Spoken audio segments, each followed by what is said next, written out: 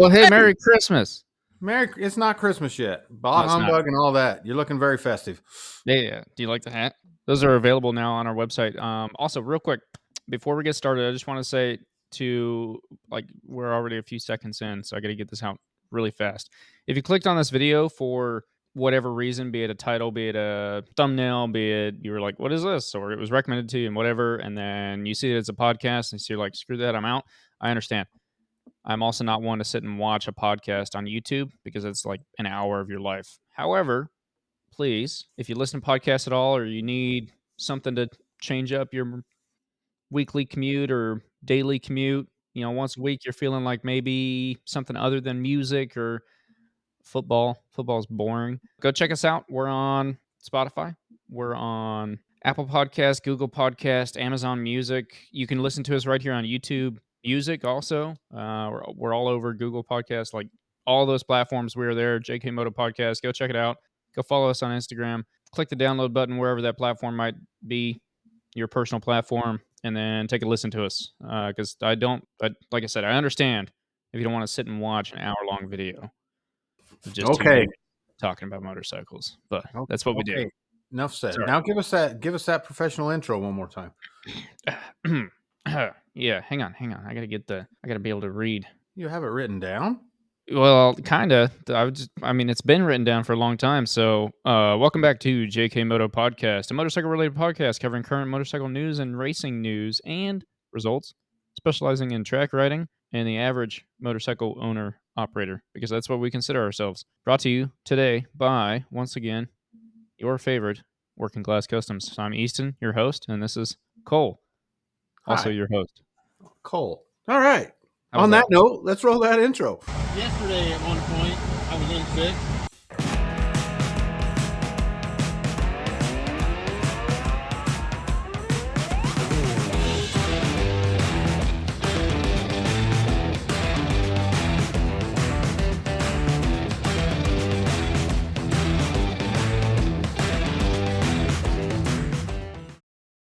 And we're back.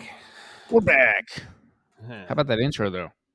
That intro, that was pretty good. That's a work in process, so we're gonna. Well, I mean, don't give me that look. I mean, the intro's fine. The intro's good. The intro's great. Computer that says new intro, make new intro. So there's got to be a new one by now. Yeah, we can't see it. Yeah. We can't see it. That stuff gets put in post process. Yeah, we only watch the intros, not live. And right now we're live. Well, man, I don't know how I would feel if I was in your shoes. In what way? I'm gonna circle back. It's gonna take just a minute. You haven't even gone anywhere yet. I'm gonna circle back. Okay. Where are we starting, though? Saturday morning. Okay. Waking up Saturday morning, bright and early, getting ready to throw on a qualifying and sprint race. Mm-hmm. And there wasn't one there. It's over. Yeah. It's freaking over. It's over for a while. I think we need to end the episode. I don't know if I'm gonna emotionally be able to support. It's over for a while. And what are we gonna do without motorcycle racing in our life? They need to just figure. I mean, I gotta VPN some Australian superbike or something. Yeah, I've been thinking about that in my head because I was thinking about making an argument for why motorcycle racing is better than watching football specifically. It's football season. A lot of people watching football. If you're a football fan, I don't actually have anything against you. It's just not my forte. But I was trying to figure out an argument because I was like, that'll break the internet, if I start claiming that motorcycle racing is better. And so the first thing I did was go through a list of things in my head. I'm like, well, it's better because it's motorcycle racing. Why is it not? But obviously it's not like a fact. That's just an opinion. So there's that. I was like, well, let's look up how many NFL games there are in a season compared to how many MotoGP races. There's a lot of NFL games. It was like 270 something or something ridiculous like that. But I didn't look at how many races there are because it was like, obviously it's way less. But I was like, well, that's games between teams. So if you times how many races there are by how many teams there are, and really you'd have to times it by the individual rider because that's all that really matters. There's 20 plus riders on the grid. You'd only need 30 races. No, 20 races even. 15 races would get you to 300. So anyway, I'll keep working on that argument because obviously it's not very good yet. But Man, so you're I right. had It's over for the year. I just had this discussion with somebody, and again, I'm going to go all over the place. So the reason college football is so popular compared to NFL football Mm-hmm. is because every game in college matters. You can't, if you drop one game, chances are you're out of the championship contention. Okay. So less is more sometimes. And I would also use the baseball analogy. They play like 100 and something games a year, and True, and no one watches that anymore. nobody watches it at least till the playoffs come around. If you're a diehard fan, then you watch it casually in a bar in the background. But that's beside the point. So the argument isn't always more is better, but when you watch MotoGP, all the best players, or any motorcycling event, all the best players in whatever category you're watching, they're all on the field at the same time. Every time. Every time. And Yeah. I think that's better. That's my But biggest argument for it was simply like, what if your team's not playing this weekend, or what if your team is playing but isn't on your TV channels and you have to pay all this extra money?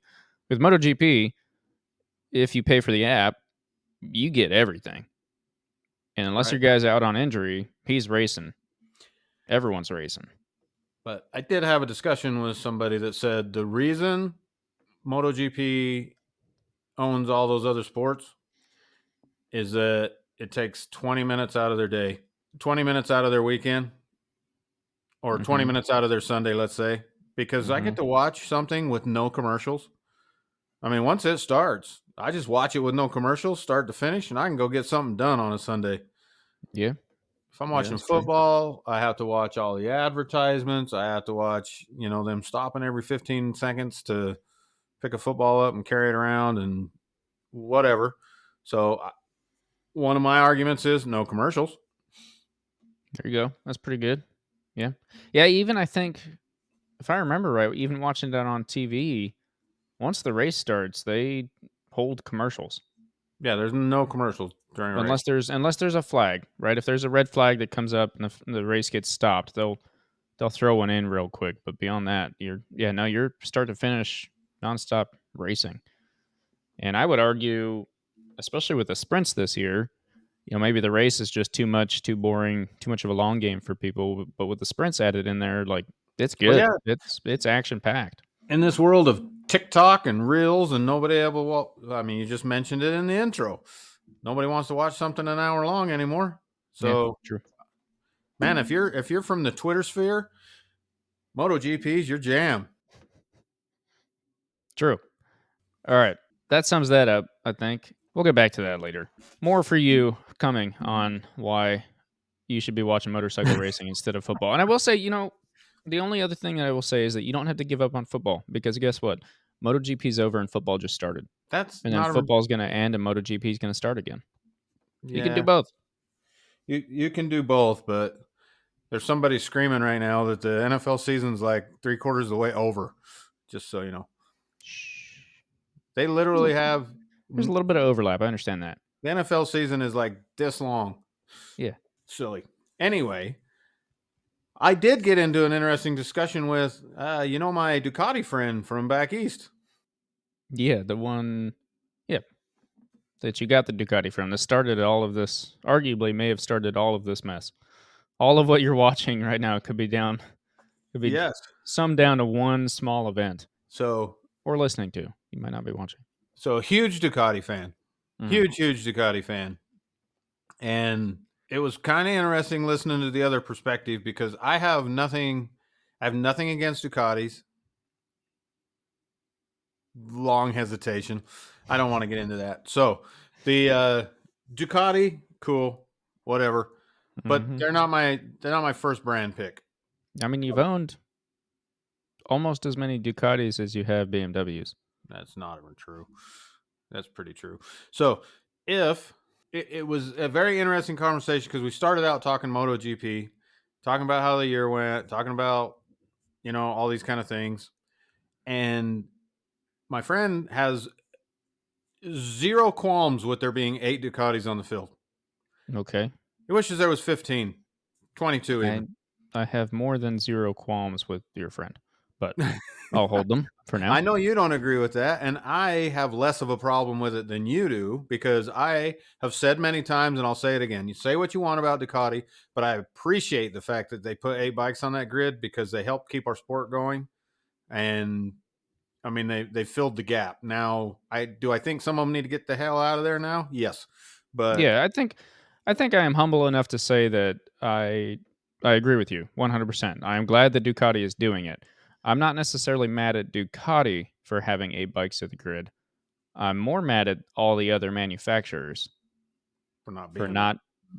not putting as many bikes as they should be, or dropping out completely, or building a bike so uncompetitive that it gives their rider a massive excuse slash maybe it just can't beat them, whatever. And that's not aimed at one brand particularly, because we've seen that with just about all but one of the other brands besides Ducati. So, Yep.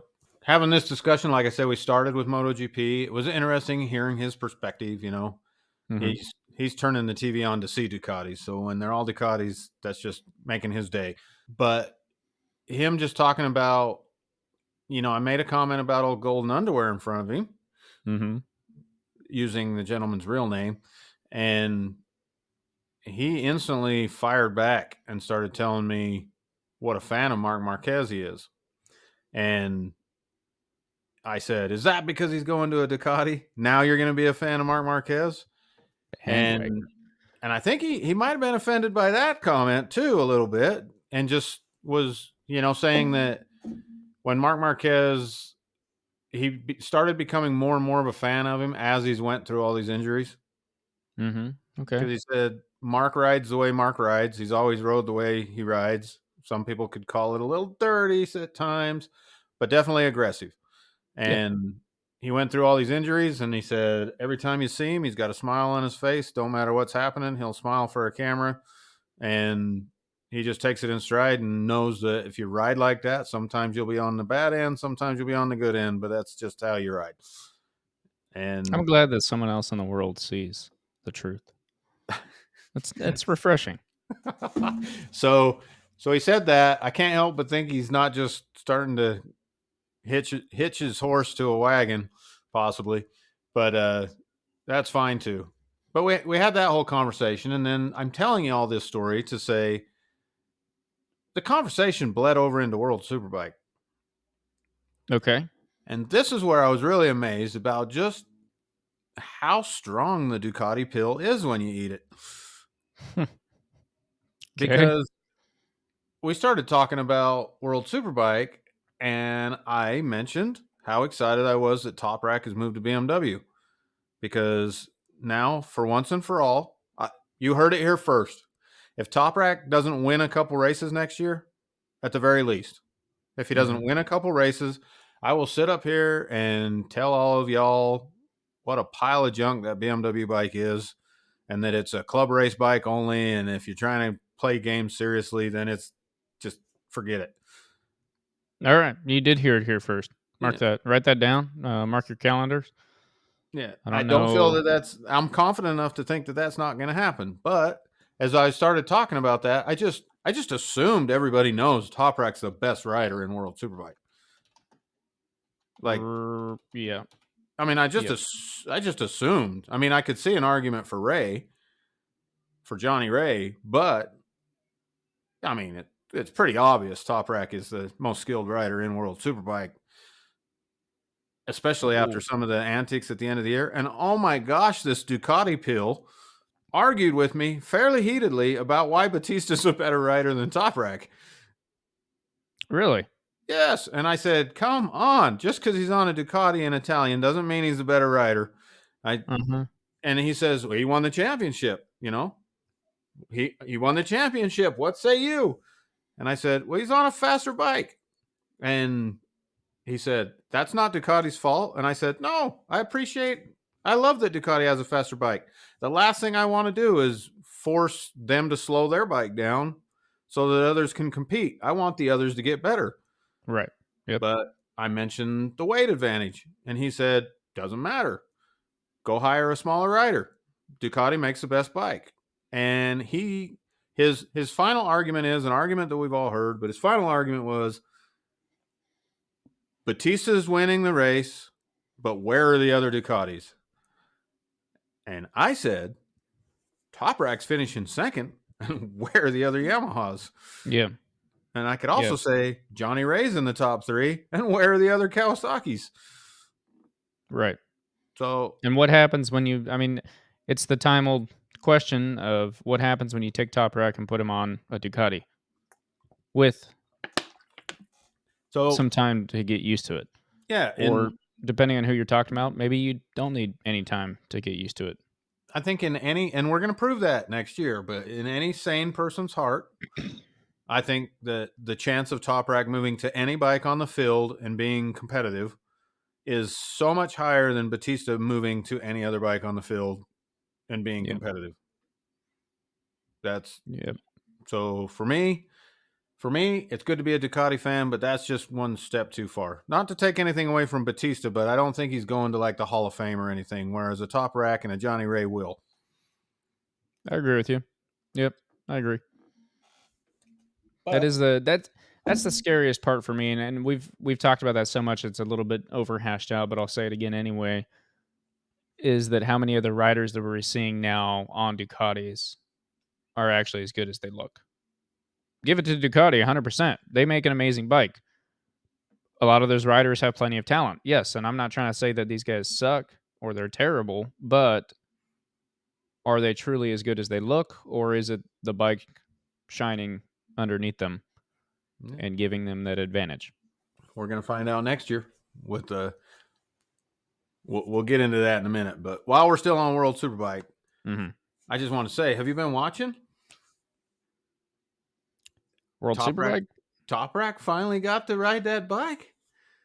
No, I didn't see the test, no. Oh, man. Oh, man. Oh, man. Oh, man. He finally got to ride that bike. He said, so Yamaha kind of screwed him over, in my opinion. They didn't let him test with everybody else. Right. So he's a month behind everybody throwing a leg over the new bike. I mean, Johnny Ray's been driving the Yamaha for a while now. Right. But Toprak got on it on Sunday. And he did 11 laps, I think. And he came back in with a big old smile on his face and said the thing is fast. Yeah. And then today is Monday. Sorry, we're recording this on Monday the 4th. He got on it again. He did 19 laps today. They had mixed conditions. It was rainy. But he said, he basically said, I don't know if you're looking at his quote, but look at his quote from today, man. Read that. From today specifically, I don't know if I have it, but he did say on the first lap, I was just smiling, especially on the corner exit. Blah, blah, blah, blah, blah. Felt unbelievable power, and over the hill, it was still going. It keeps getting faster. They had some issues with oil, but he said that was Sunday comment, so you need today's comment. I don't know if I have. This is all from Sunday. This whole article is all from Sunday. 5 hours ago. Yeah, the gist of it was the BMW is not that far off, and we're coming for all of you. In general, I am really happy because it has been a very positive test. My feeling for the M1000 is very good. Now I understand the bike, and we did also very good lap times regarding the track conditions, which were not the best. So I did not push towards a fast lap time, and we did not use a softer tire. We're learning. Power of the engine are unbelievable. Thank you to all you guys. I'm very positive. We will see. I need more time.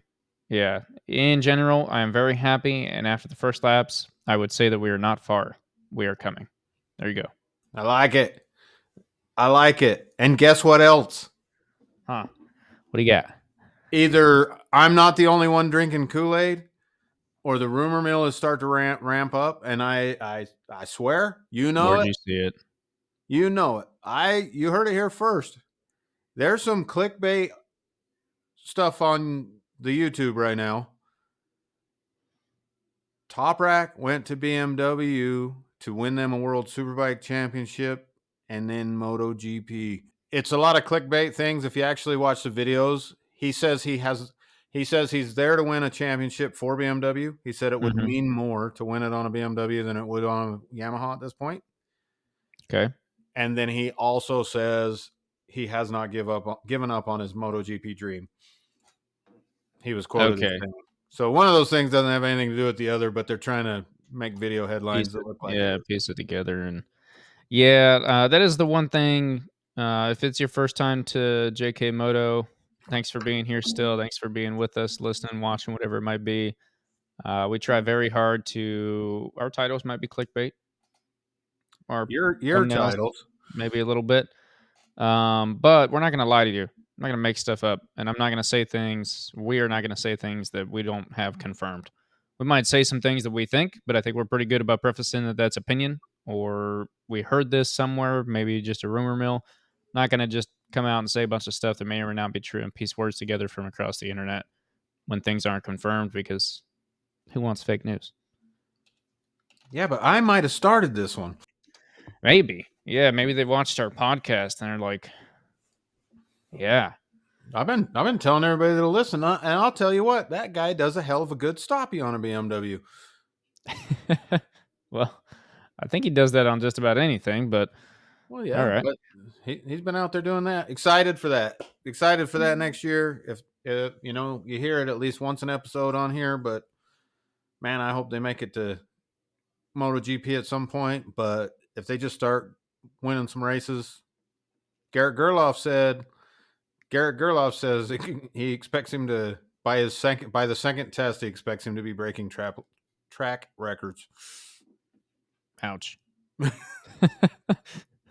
So, and if By the second test, I might be out of a job. well, That's a bummer. the interesting thing, I don't know if you know this, but do you remember?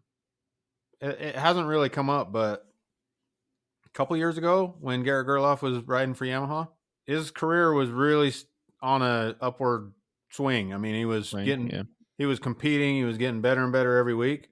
Mm-hmm. And then Toprak was competing for a championship that year, and Gerloff took him out in the first corner. And it was really bad. It was it wasn't intentional. It was just stupid. It was a pretty stupid move on his part. It happens to everybody, right? Mm-hmm. But he got blown up in the media so bad that he never rode the same, and eventually got fired from Yamaha and went to BMW. And now they're back on the same team. Back together. They're on the same brand, I should say. Garrett's on the satellite team. Right. But they have promised to work much closer. The satellite team is supposed to have been pretty much taken over by BMW as well. Okay. So they're getting new parts also. Interesting.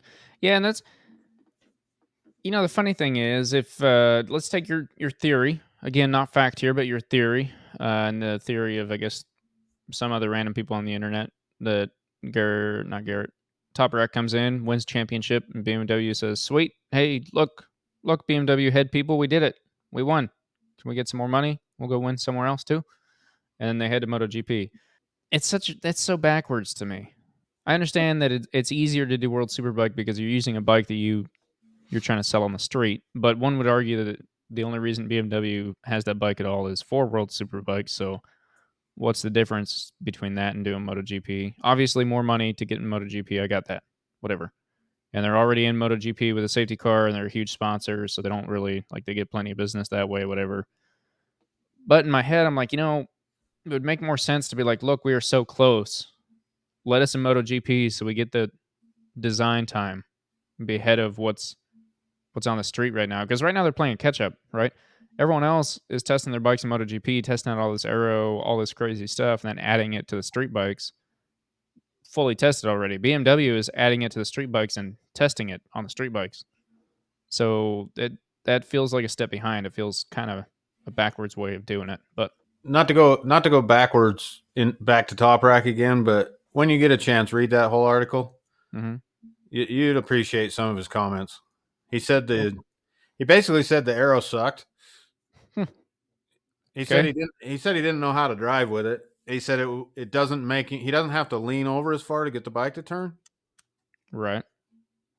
But he said he's used to using his body as the Aero. Okay. Like he gets off the bike and makes, a wing to help catch more wind, to help pull it into a corner, let's say. Yeah. And he's saying he don't have to do that because the Aero's doing it for him. And he says it's just a matter of getting used to it probably, but it just kind of makes me laugh because we've both talked about how the BMW comes out there and it's got airplane wings on the front of it, and all the other bikes in World Superbike, they don't necessarily have that. Some little ones here, some little ones there, but they run what they brung, right? To a point. It's got to be a factory bike to a point. So BMW, you can buy a thing with 747 wings on it right from the factory. It's true. This is very off topic, but I got in an argument with someone at work about the price of planes. I was like, hey, you could get a plane for some odd amount of money on Facebook Marketplace any day of the week. And so I looked up planes once on Facebook Marketplace the other day. Like I said, sorry, this is very off topic, but I was scrolling through Facebook Marketplace as I do, and there was a 757 for sale on there. Oh, yeah? Donald Price Trump to sell selling quick. his? Price to sell quick at $9 million. On Facebook Marketplace. Or maybe it was like 49 million or something. Yeah. What kind of ghetto guy is trying to sell something that I expensive don't on know. Facebook I don't Marketplace? know. It's like it's perfect. It sits so many passengers. It'd be great for a small airline or blah blah blah blah blah. You Price gotta to stay. sell quick. You gotta stay off those one ads. You see the one I sent you? Yeah, with the That rebar on the back. what the hell? That thing. That's the same one I was telling you about like a year ago that was on there. Okay. It all of a sudden pops back on. So I don't know if it's a scam, but did you read the ad? Yeah, He changes the oil every 500 miles for some reason, that's what he said. Yeah. and it's only been redlined one time. Mm-hmm. And there was like a 50-mile spirited adventure, and other than that, it's been babied. Yep. Except for the one crash that was Enough to make him take the subframe out and put rebar on instead. but it's only been in one crash, but it was running from the cops. Yeah. And Classifieds are great. If you don't look at your local classifieds for everyone else's junk, you're missing out on some good entertainment. I'll tell you what, if he took 1 0 off of that price at the end, I'd buy it all day long. I think you could say that about most things. That's probably true. Not that plane. Not okay. That's fair, but I don't know. It's you take 1-0, that's 90% off. So just about anything at 90% off, I'm probably gonna take it. Yeah, except that plane. That's just still too much. Yeah. Also, I don't know. I don't need a 757. I was. Oh yeah, All because right. there were a couple like Lear jets on there a week ago, like private jets, and I was like, okay, that I'm not in the market, but I understand why that's here. And then there's a 757 commercial plane. I was like, what the, why? Anyway, all right. So hold on. We're gonna have to start talking about Supercross on here. Yeah. We're gonna have to. So No, I had a theory on that.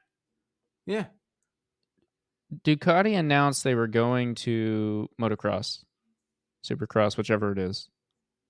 European motocross. After Marc Marquez said, I'm going to Ducati. Am I wrong? No, I don't think so. So, is it possible? This is also just a theory, but is it possible that Marc Marquez maybe somehow jump started Ducati's adventures into motocross? No. Why? Why Because not? he rides one? All of them ride one. Yeah, but if he's going to Ducati, they're not going to let him post pictures of him riding his HRC Repsol dirt bikes on the weekend. I agree with that, but do you remember how Jack Miller got away with that? Yeah, he covered it in Caterpillar. He had a KTM. Pretty sure it was a KTM. He had a KTM that was all red. It said Ducati on the side of it. It was like Okay. a fake Ducati dirt bike because he's not allowed to sit on a KTM at that time. Right. But so Supercross is right around the corner. Mm-hmm. Pretty excited for that to get going. That's how I'm going to get my motorcycle fix over this long winter. And but I watched you don't know these guys, but Eli Tomac, Mm-hmm. superstar in the sport, and the little Deegan kid, right? Yep. Brian. No. That's the dad. It's Hayden, Danger Boy Deegan. They so his last name's Deegan. Yep. The other guy's last name is Tomac. Uh-huh. Well, they're both on Yamahas this year, one on a 250, one on a 450. Okay. And they're calling them Mac and Deegs. Like mac and cheese, but mac and Deegs. Yeah, Mac and Deegs. Okay. That's funny, right? Yeah, sure. Mac and Deegs. That's like a dad joke, but yeah. Yeah, well, Right. I'm a dad. So Weird. So moving back to MotoGP, we did have a test. We did. Yeah, there was, in fact, MotoGP action this week. Not this weekend, but right immediately after the race. Technically still under the year 2023, which this blows my mind. I don't know why they got to do it like that, but MotoGP contracts for riders go by year, not by season. And technically the test, which is always the Monday after the last race, is the first test of the 2024 season. So it's always the first test of the next year's season, but the riders are all under the same contract from last year because, well, it's still 2023. So you get a whole bunch of weird looking, kind of cool, some of them. If people are swapping rides, they can't take all the sponsors with them because most of the sponsors, not most, but many of the sponsors sponsor the bike, not the riders. So anyway, sorry, rambling, but we had a test. Marquez look cool. It was a pretty sweet outfit. Yeah. I kind of hoping that. It ain't, but.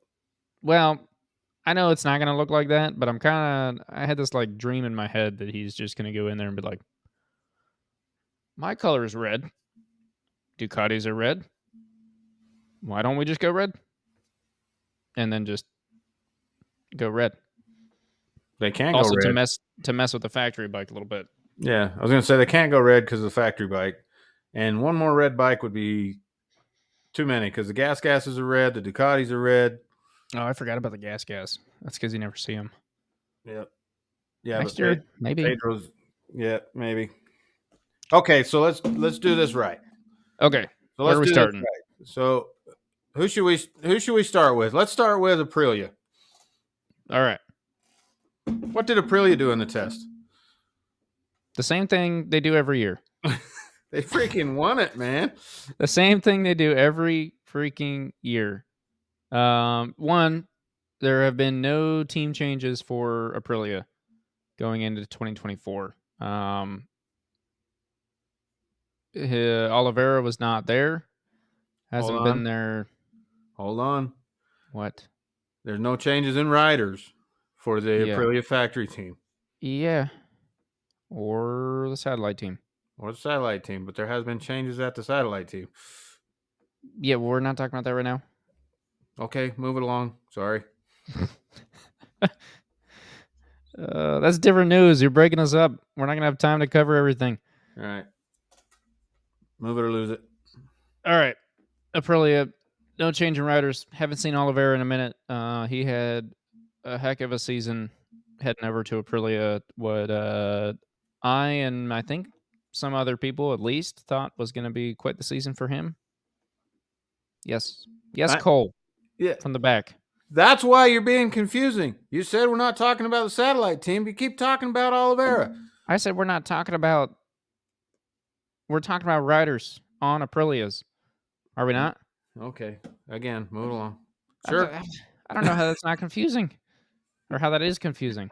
See? Now you're confusing me. I'm confusing Even myself. That was confusing. Okay, Aprilia. No rider changes at Aprilia. You threw me off real bad. This is nuts. I'm sorry. Uh, Top Gun, the champion of testing, wins again.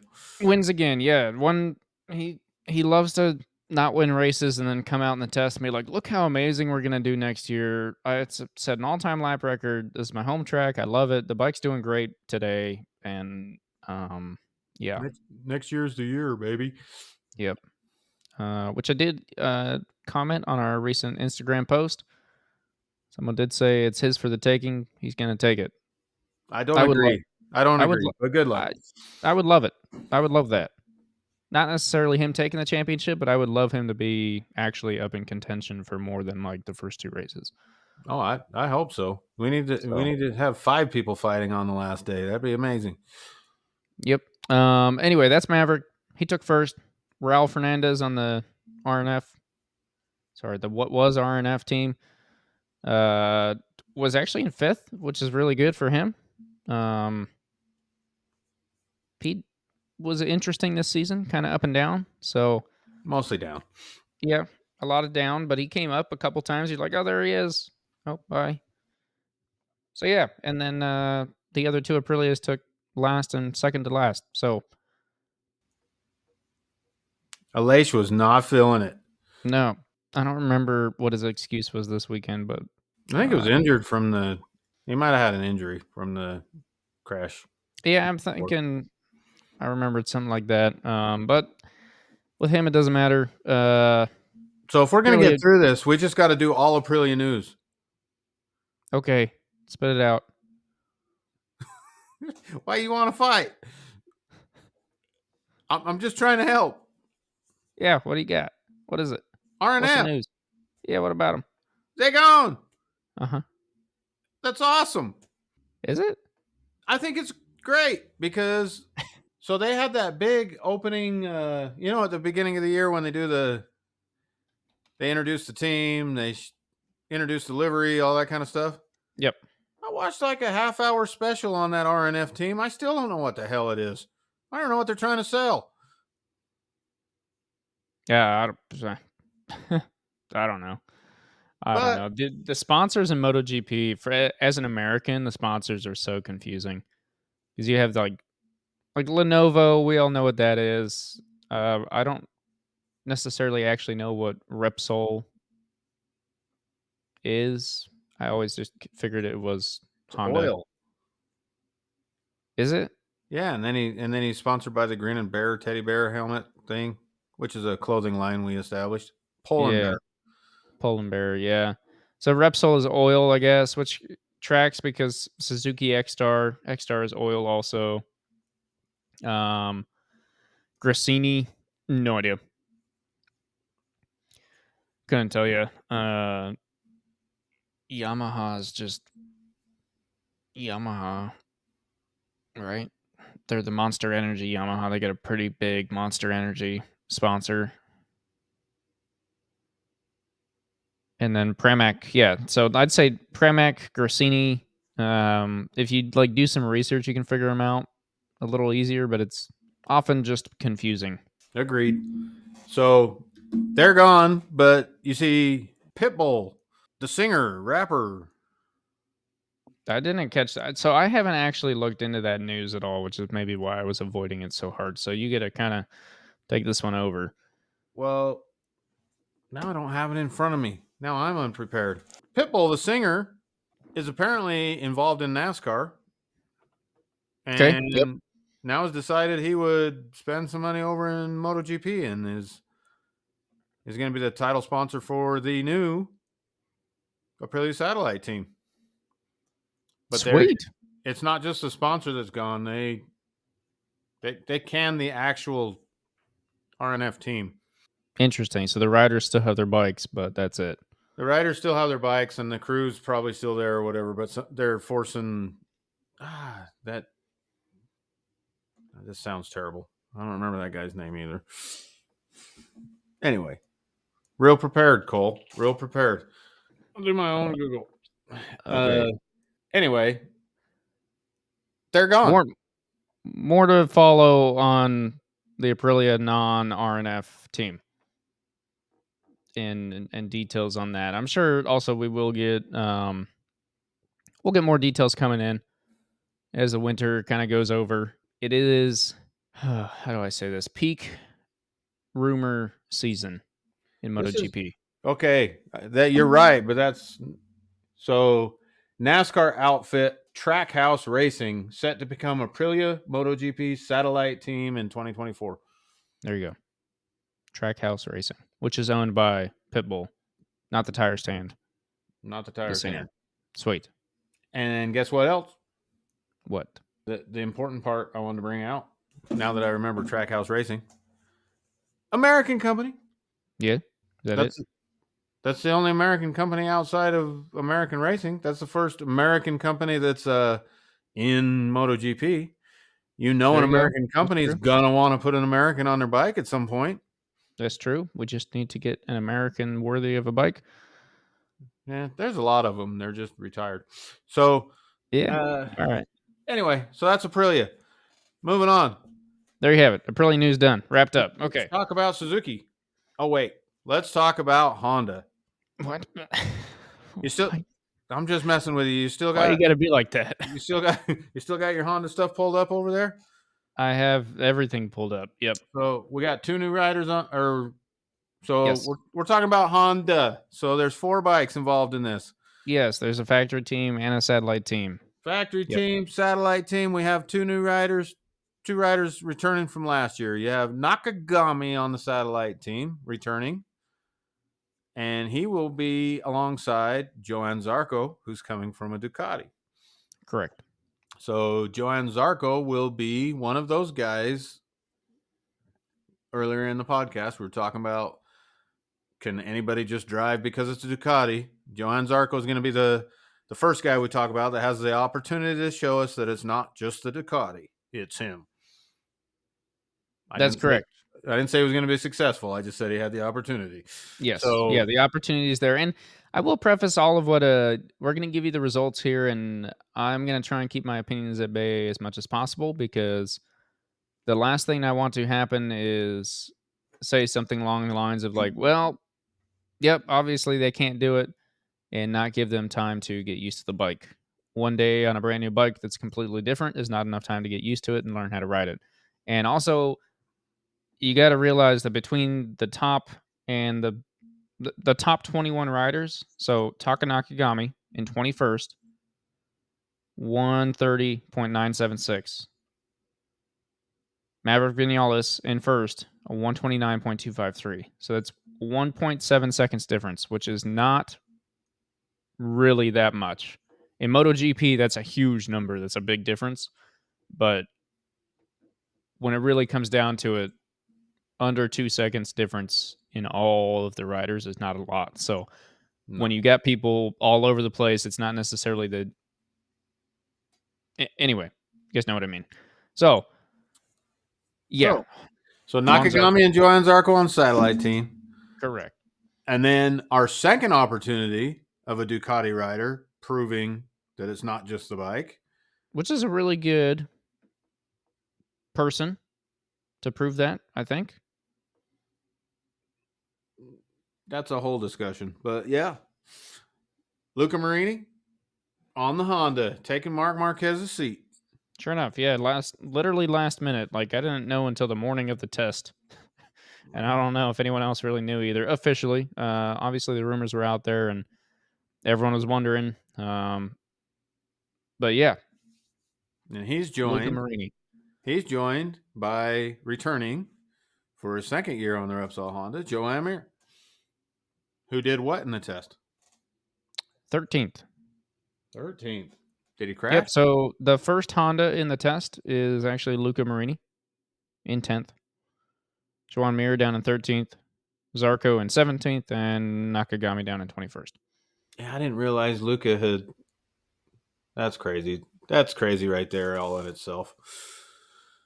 Had beat out the other guy on the factory bike. Yeah. Okay. Next team. Yamaha. We have no satellite teams. You don't want to cover the weird KTM wing on the back of the Honda? Was that on a Honda? Yeah. Did you notice that? Because they put the camera on the back. You couldn't see it anymore because it's cut up by the stupid box wing back there. Honda's trying everything they possibly can to. That everybody else already has. Yeah, they're just like, well, we'll try this one. Yamaha tried it. We'll try this one. Ducati did it. We'll see. It'll be an interesting season. Yeah. So Anyway, so Yamaha, we have Fabio Quartararo returning. yeah, without a fever for the test, I believe, but recovering from what apparently was a pretty rough weekend for him. I, I didn't see any of that. oh, okay. So MotoGP riders never cease to amaze me with the differences, the contrast, stark contrast between what they do on a weekend. You have one dude that goes out for a surgery, gets a whole new arm put on, and then comes back in and races. And then another dude has a fever, and he's like, "I'm out." And I'm not talking crap on Fabio, but it's like, oh yeah, he's doing terrible this weekend because he had a fever on Friday, so it really kind of took him out. If I remember right, it was like well over, like a pretty bad fever, and that could definitely make you extremely tired. So the fact that he was racing at all, I completely understand. And again, he finished in 12th for the weekend, by the way, for the test. Again, that's less than a second behind. So really, there's not a bunch of room there.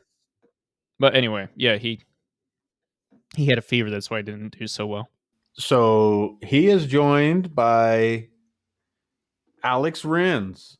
Alex Rins, the talk of the town, been out for injury a lot this year, and came onto the Yamaha, and everyone's talking about how amazing he's going to be, and then he almost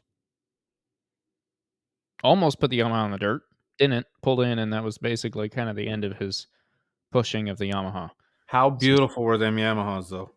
They do look cool from the right angles. Other angles, I'm not so sure about, but there are some good angles. That front wing has got some weird, scoopy, elegant swan wing style looking. They borrowed that from an Aprilia. Yeah, I noticed that, but it doesn't look like it from the front. And maybe that's just because it's all black.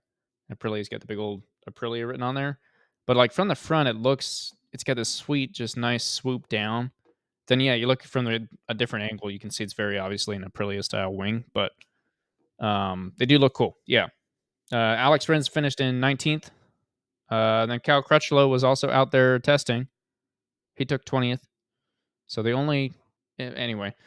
Yeah, an interesting fact with Yamaha for this whole year, they have an open design contract. Because of the new concessions, you mean? Yeah. So they're allowed to, from what I understand, I haven't looked into this a whole lot, so forgive me on that, but they are allowed to test outside of normal MotoGP tests and continue engine modification. So they're doing let me step in. Okay. They're doing a 4-tier A, B, C, D. Mm-hmm. And based off of your points in the championship. So if Pecco Bagnaia scored 500 points for the year, and the highest scoring Yamaha only scored a certain percentage of that many points, they get rated into those different things. And each class, so an A is just normal. That's what Ducati would be. An A is normal testing, normal everything, no concessions. Mm-hmm. If you go to B, they get like more tires at a test. If you go to C, and they get the same amount of testing as the A group does, just more tires. But if you go to B, then all of a sudden you get more wild card races, you get additional testing days. Okay, so MotoGP is essentially trying to equalize the playing field through 4-tier program. All right. And moving on to KTM. KTM, which is KTM and Gas. KTM, so KTM Factory and Satellite. So exciting stuff going on over there. I got a big kick out of the. Did you see their livery? Yes, I watched the whole freaking test, but I think I missed what you're hinting at.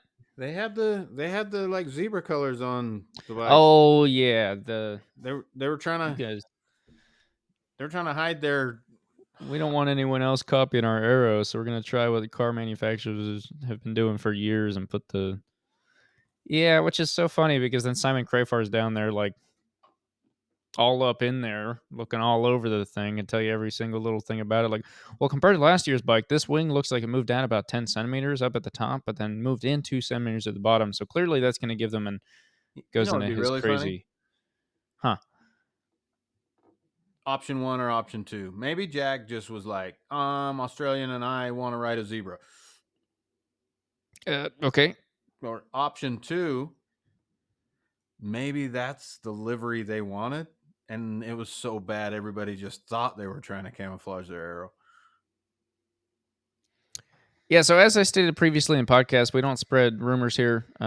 We try very hard to only talk about facts. We're going to ignore both of those comments just barely and move on with how they did in the test. One, the biggest news, I think, what should have possibly been the biggest news of the year if another thing hadn't happened, which we'll get into in a little bit. Baby Pedro Acosta. Yeah, the second coming, the baby Jesus.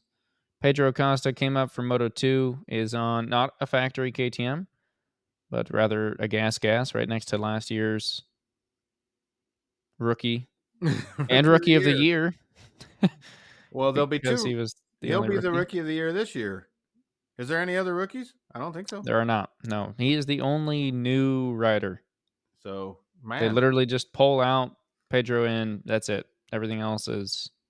Can you imagine somewhere down the line when they're like, Pedro Acosta, 9-time MotoGP champion, 1-time Moto 2 champion, 1-time Moto 3 champion, MotoGP rookie of the year, and nobody will go back and look. Nobody will care. Nobody will know. Yeah. I didn't see anything super crazy from him. First time on a MotoGP bike, and he was within a second of the top dogs. I'll give him that. Which I know there was only 1.7 seconds separating the whole field or whatever, but he was. I mean, who should have done better? Him on a brand new bike, or Johann Zarco on a brand new bike, or any other list of people that he beat? Well, Johann Zarco did do better. Oh, the only person that didn't on a brand new bike was Alex Rins, who was injured and then almost high side of the bike and so kind of slowed down. Where did Pedro end up? Like 15th? 18th. Oh. Yep. So, once again, first test, you're absolutely right. First day on a MotoGP bike, first day on a big power, new bike, big bike, all those things. The only reason that I said what I said is that, again, I didn't see anything too crazy from him. He didn't come out and turn any heads. He didn't do anything that was super impressive. Did he come out and put down some laps and eventually get comfortable with the bike and end up within a second of the top boys? Yeah, 100%. Is that great? Yes, 100%. Does he have plenty of room to grow? Absolutely. So we'll see what next year brings. I'm not saying I'm not a Pedro guy and I don't think he's going to do it, but I'm just saying that I haven't yet seen anything that's like, holy cow, this guy's crazy. So fair enough. We'll see. And then he took the last 2 races of the year in Moto 2 off so that he could be fresh. So that's maybe an inside joke. He didn't do well in the last 2 races. After he won the championship, he didn't even show up. But that's beside the point. So Gas KTM. Yep, and then Augusto was in 14th. Jack Miller finished 9th, and Brad Binder finished up in 2nd place, which I think was kind of to be expected. That's fair. He's been qualifying well the last few races, and yep. So I think a quick break before we get to the Ducatis, because that's what we got left. It will be an interesting season because I don't even know how to say it. The same thing we said last year. You got Maverick up on an Aprilia, and Aprilia's done all this research, and they've come out and they're giving him the bike, and hopefully they've got it all figured out. But who knows? Brad Binder's on a KTM. KTM's giving him the bike. Hopefully he's got it all figured out. Who knows? Multiple people moved to Ducati that we thought had talent, may still think have talent. Ducati's obviously got the bike. They just won a championship, and I think placed second and third, maybe even fourth. Definitely second and third. I think Brent Pender was in fourth. Yep. So there's that, and then KTM also, they're bringing up Pedro Acosta. He's supposed to be the best thing since sliced bread. All this stuff. KTM's obviously got the bike. There you go. Honda, who knows? Changing a lot of stuff. But you got a couple of very good test riders, I think. Luca Marini's supposed to be good about telling what's wrong with the bike, and Joan Zarco's kind of just like the old man in the group. Feels like, anyway, the old man in the group that's just like, I'll ride it. Yeah, maybe. We'll see. And that's, think about what we can expect out of him next year. And then Yamaha. They got quality riders on their bikes. We'll see if they can get a bike fixed. Yep. They made some big changes. I think I heard the Yamaha guy. No, that was Honda. The Honda dude. Forget his name right now. I don't know. Pooj. No, I thought Pooj was a Yamaha. Jarvis. You're right. Yeah, Jarvis. Okay. Yeah, Pooj over at Honda said that no, they're not quite there yet. He said they still need more. It was a good test. They definitely made improvements, but they still need more. I think not everyone, but I think he's a humble enough guy that he's just going to say that unless they're winning. So who knows? Anyway, that's kind of where it's at. So with that, let's dive into Ducati. With this one, since there's 4 freaking teams and 8 Ducatis, we might as well go team by team. Where do you want to start? Starting with Gresini. We'll work bottom up. All right. No offense. Gresini. Is it the bottom, though? That's what I mean. You'd have to argue. So Gresini did in fact pick up DG. Thank goodness. What are you talking about? Oh wait, I'm wrong. Yeah. Gresini did pick up. Who the hell did they pick up? Marc Marquez, man. Oh yeah, that guy. You're all sorts of backwards. You came in ready to go off on DG, and here we are at Marc Marquez before you wanted to be. So Gresini, as we've known for a while, picked up Marc Marquez. So now they've got the Marquez brother collaboration over there. They do. Quite a good test for them. It was Spain. They are Spaniards. 4th and 6th, respectively, for Mark and Alex. So what about that? I mean, that should answer some questions right there. Like, I know any day, I think everybody agrees that Mark's a better rider than Alex. I mean, we all know that. But still, Alex has had the whole year to ride the bike. You go to a test, that guy hops on, throws a leg over for the first time, and still beats you by 2 spots. Yep. That don't seem right. But excited to see what happens that year. Yeah, it'll be interesting. Big things to note there. It took all of 7 laps for Marc Marquez to be within like 0.3 of the guy on the top, and then he led at for one a while. point. Yep.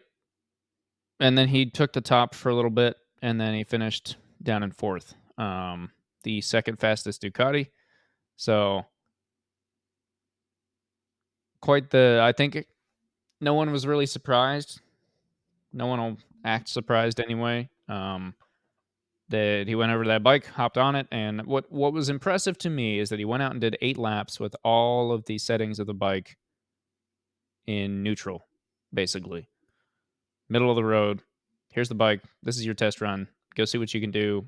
Come back, tell us how it feels, and we'll start moving things. And that was really the only goal for them that weekend, besides maybe to play some mind games on everyone and let them know that, as the words of Top Rack, we were coming. Maybe. Who knows? Right. He didn't say those words, but it was, everything just in the middle, bike not set up for him at all, and then he went out and came within 0.3 of the top. That is I would be scared if I was anyone else, because obviously we have to dwell on Mark for a little bit. We're going to get to another one that swapped from a terrible bike over to a Ducati in a little bit, and it will back up what I'm saying, but of everyone that moved around, I think it's clear right now anyway, sure looks like he's not going to not be around next year. So anyway, enough said there. Agree. We don't need to beat the. So now we can move up to Mooney's VR-46, who I heard is not going to be Correct. called Mooney's anymore. I didn't hear that. VR-46, they're losing that sponsor or moving on from Mooney's sponsor, Okay. which is kind of sad because as an American, we talked earlier about not knowing sponsors. Mm-hmm. I have no idea who Mooney's is. Right. Mooneys. But I do know who Mooney's Moonies is in the US. And Mooney's is awesome. So, and it's same color scheme. And so I just kind of pretend that's who they are. Old 60s car company. Look it up. All right. Aftermarket component company. Gotcha. Moonies. Well, anyway, Yeah, that was important. That's where Digi went. Indeed. His leathers looked awesome. They did. They did look pretty cool. Yeah, DG and Antonio, the Italian, stays with Ducati in MotoGP for another year. Came out of nowhere at the end of the season. Not out of nowhere per se, but it kind of felt like it. A slow burn. Yeah. Definitely had more camera time in the back end. Had a couple times that it looked like he could have made some big moves. And to me, looks like a smart guy. So Valentino Rossi picked him up, threw him on the team, and he's back on his bike again. And where did he finish? He is right behind Alex in 7th. So, and he is alongside Bezzecchi. Indeed, returning. Marco the Madman Bezzecchi, who is currently very upset with Marc Marquez. I don't know if you heard. You have to have heard about that. Yep. So, yeah, Mark's known as a dirty rider. What do you know? Bezzecchi was hit by that. We talked about that last week. Yes. And decided to go share some words with him. So moving up one more step, we got Pramac. Oh, hang on. We got the most important part of that whole Bezzecchi thing was that shared some words with Mark about the race and then came back the next day and said, "Screw you, Mark. I will do better." So he took 3rd. He was the top Ducati of the weekend. I did not catch that. Yep. That was important. So, that was the Bezzecchi. Little bit of a drama antics, if you will. There was a little bit of Mark following him around at the test. That's why I bring that up specifically because anyway, it wasn't, if I remember right, looking at it, it wasn't like Mark was out there chasing him down and trying to whatever, but Mark ended up behind him at one point, and then they both came in at the pits at the same time, and Bezzecchi was like all upset about it. I don't think that Mark was out there like, I'm going to go follow this guy around to whatever, maybe get a few pointers, pick up on riding style, whatever it might be. But in the end, Bezzecchi did finish one place ahead of him. So, yep, that wraps up VR-46. And then we have Pramac, who is on a factory bike. So they had the new 2024 Desmo Sedici, the only non-factory Ducati on the grid. Not factory team, but factory bike. So, which has Jorge Martin, your 2nd place, not quite world championship, not quite world champion. Had quite a season. Did some pretty Marc amazing Marquez type things. Yeah, did that wasn't the amazing things I was talking about, but yeah, did some of those things also. Made some moves and didn't quite take the championship, but definitely proved that he is here to fight. And then next to him, who we got next to him? I don't remember. What do you mean you don't remember? This was like, you were so excited about it. Said, boy. It's Johann Zarco. No, it's not. It was. Ain't anymore. Oh. Who is it? You actually don't remember? Of course I remember. I want you to say it. Yeah, okay. So good old Frankie Morbidelli. Valentino Rossi's best friend, maybe, but I don't remember what the relationship is there. But anyway, the man. I remembered. I just wanted to forget because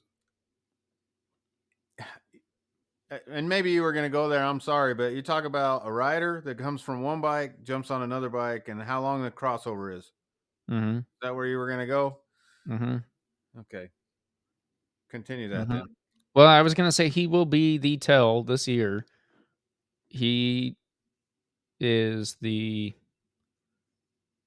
like him and Zarco or him and Marini are the two tellings to see how much better Ducati is. Yep. Because Morbidelli has said the Yamaha's junk, Yep. and he's openly said that he wanted to be on better equipment, alluding to that's the reason he's doing what he's doing. Yep. And for some reason, he made it into Pramac on the factory bike. So the only reason I could give him any excuse is because he's not on the GP23 or the Desmo Sedici 23 that just won the championship. Because maybe Ducati makes some big mistake with their moving forward. Who knows? Right. But I think that very unlikely, but he will be on the newest Ducati on the grid, so that would be like the only excuse he would have. But him and Martin finished right next to each other. You want to guess their places? They were low ish. Yep, pretty low. Yeah, I don't remember the exact spots, but they were relatively low. 15th and 16th. Does Martin put a bike down twice?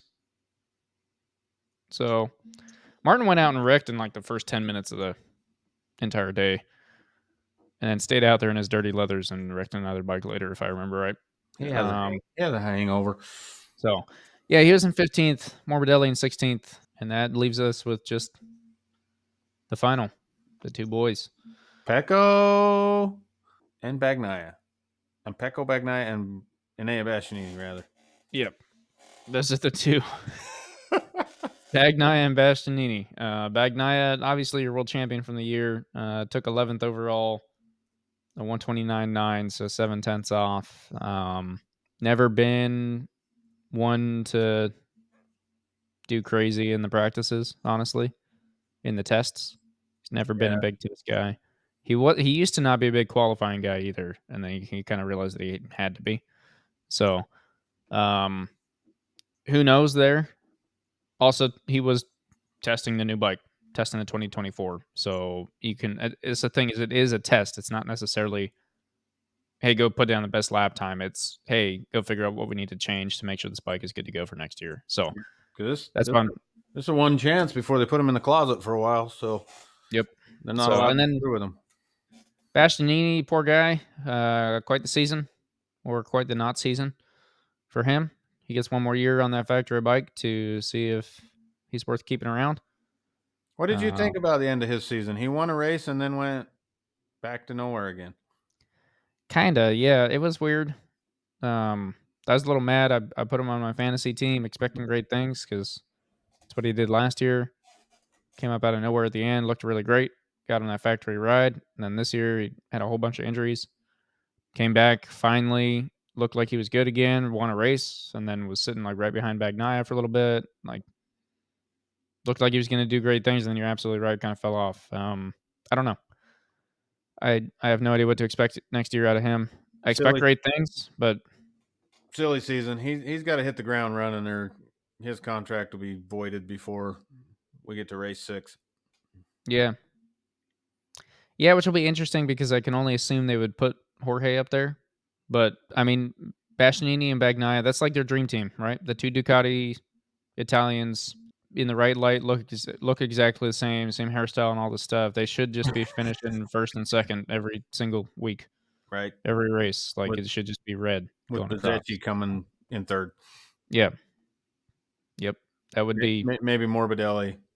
Well, and then Bezzecchi, Morbidelli, DG, those are all the only non-Italians are the Spaniards, which is the Grassini and Jorge. Yep. So anyway, it'll be kind of funny if they put DG on the factory bike and still keep Jorge on Pramac, just because he's not Italian. But who knows? That wraps up your test. Sorry, that was kind of drug out. A lot of big moves from a lot of big people. It'll be interesting. I know you're going to be very keen to see what happens with Luca on the Honda, I think. Oh, yeah. obviously everyone in the world is keen to see what happens with Mark. And then don't forget about Pedro. That's the biggest thing I can say is don't forget about Pedro going into next year. No, So I won't. He'll be fine. yeah.